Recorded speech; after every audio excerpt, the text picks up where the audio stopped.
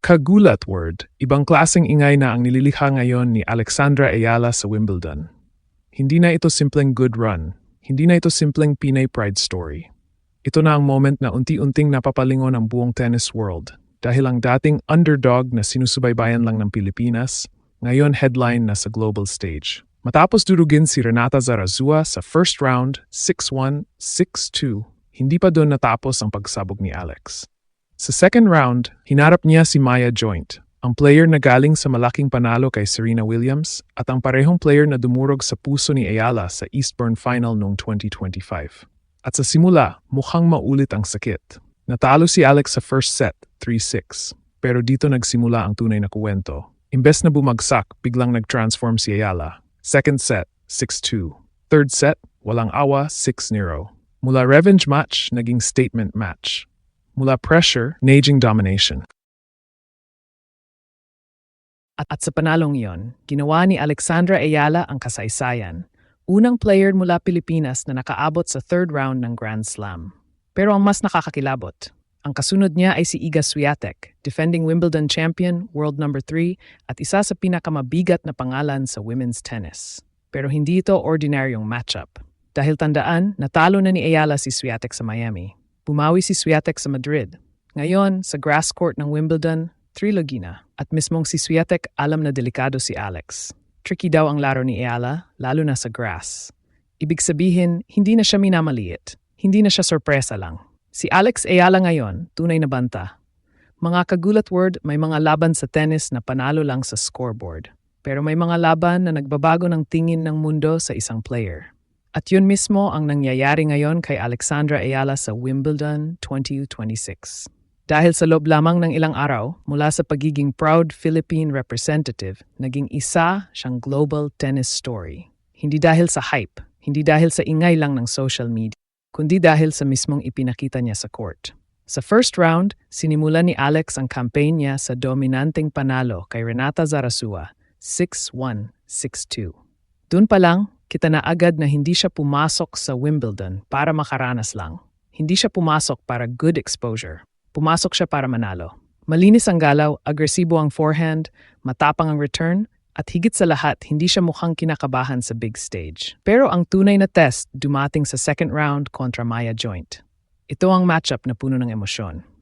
Si Joint ang tumalo kay Ayala sa Eastbourne Final noong 2025, kung saan muntik nang makuha ni Alex ang unang WTA Tour level title niya. At ngayong Wimbledon, mas lumaki pa ang pangalan ni Joint dahil siya ang player na nagpatumba kay Serena Williams sa first round. Ibig sabihin, papasok si Maya Joint sa laban na may sariling spotlight, may sariling momentum, at may bagong confidence. At sa first set, mukhang hawak niya ulit si Alex. 6-3, Maya Joint. Para bang bumalik ang multo ng Eastbourne? Para bang sinasabi ng laro, ito na naman, si Alex na naman ang hahabol. Pero doon mo makikita ang malaking pagbabago sa Pinay tennis star. Hindi na siya ang player na basta nadadala ng moment. Hindi na siya ang player na kapag natamaan sa first set, nawawala ang rhythm. Sa halip, doon siya mas naging delikado. Second set, biglang nag-iba ang tono. Mas naging agresibo si Alex. Mas naging malinaw ang shot selection. Mas naging mabigat ang pressure sa bawat rally. Unti-unti si Joint ang napaatras. Si Joint ang nagkamali. Si Joint ang nawala ng control at kinuha ni Ayala ang second set, 6-2.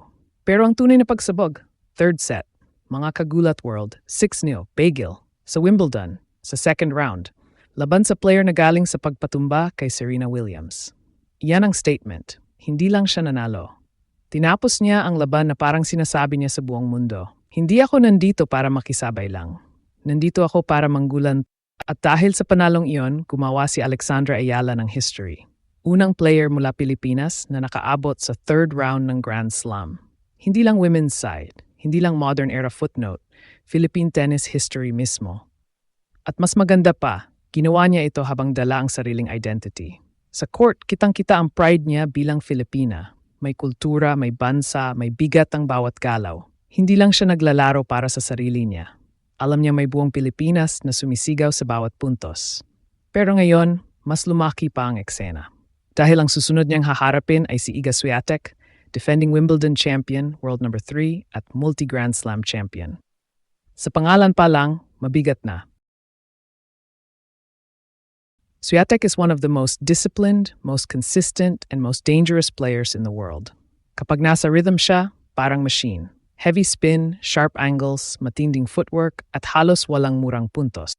Pero ito ang dahilan kung bakit nakakilabot ang matchup. Hindi estranghero si Alex Ayala kay Swiatek. Noong Miami 2025, ginulat ni Ayala ang buong tennis world nang talunin niya si Swiatek, 6-2, 7-5. Hindi yun samba. Hindi yun retirement. Hindi yun lucky draw. Tinalo niya sa court ang isang Grand Slam champion at pinakita niyang kaya niyang hawakan ang pressure kontra elite players. Pagkatapos, bumawi si Swiatek sa Madrid, 4-6, 6-4, 6-2. Kaya ngayon, tabla sila, 1-1. At sa Wimbledon, trilogy na. Pero this time, grass court. Ibang surface, ibang bounce, ibang rhythm. At dito pumapasok ang danger zone para kay Swiatek. Dahil mismong si Iga ang nagsabi, tricky ang laro ni Ayala. At sa grass, mas lalo pang nagiging tricky dahil sa surface. Ibig sabihin, hindi na ito simpleng top player versus young challenger. Ito ay champion versus problem. Champion versus player na hindi nagbibigay ng normal rhythm. Champion versus Pinay na may lefty angles, change of pace, tapang sa baseline, at bagong confidence matapos ang back-to-back Wimbledon win. Kaya mga kagulat world, ang laban na ito hindi lang third round. Ito ay global audition. Ito ang pagkakataon ni Alexandra Ayala na ipakita na ang Miami upset ay hindi isolated miracle.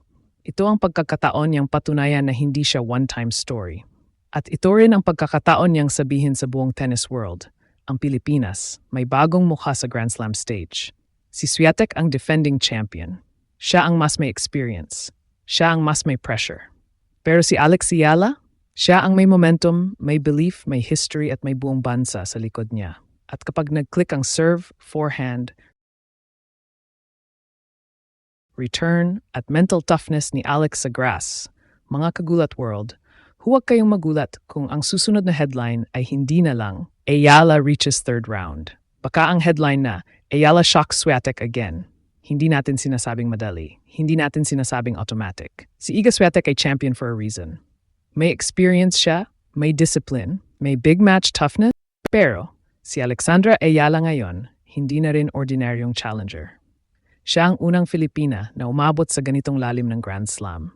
Siya ang player na may grass momentum, may history-making confidence at may buong Pilipinas na nakasakay sa bawat palo. Kaya ito ang dapat abangan.